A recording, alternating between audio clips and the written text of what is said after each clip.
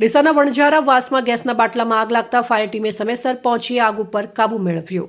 ડીસા શહેરના વણઝારા વાસ વિસ્તારમાં રાત્રિના સમયે એક મકાનમાં ગેસના બાટલામાં આગ લાગવાની ઘટના બનતા અફરાતફરીનો માહોલ સર્જાયો હતો। આ બનાવની જાણ થતાં ડીસા ફાયર સ્ટેશનની ટીમ તાત્કાલિક ઘટના સ્થળે દોડી ગઈ અને ભારે જહેમત બાદ આગ ઉપર કાબુ મેળવી દુર્ઘટના ટાળી હતી।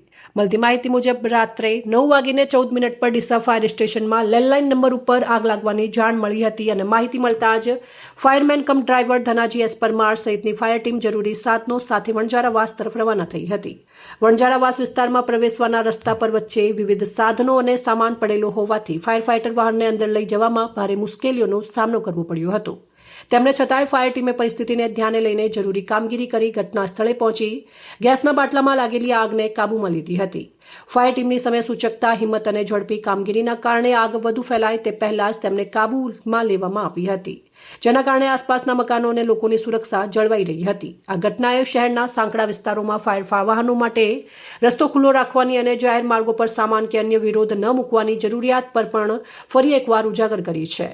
આગ જેવી કટોકટીની પરિસ્થિતિમાં એક મિનિટ મહત્વની હોય છે, ત્યારે ફાયર ટીમે ઘટના સ્થળ સુધી સરળતાથી પહોંચવા માટે રસ્તાઓ અવરોધમુક્ત રાખવા જરૂરી છે। આગ પર સંપૂર્ણ કાબુ મેળવ્યા બાદ ફાયર ટીમ પરત ડીસા ફાયર સ્ટેશન પહોંચી હતી। રિપોર્ટર ભરત સોલંકી, ડીસા।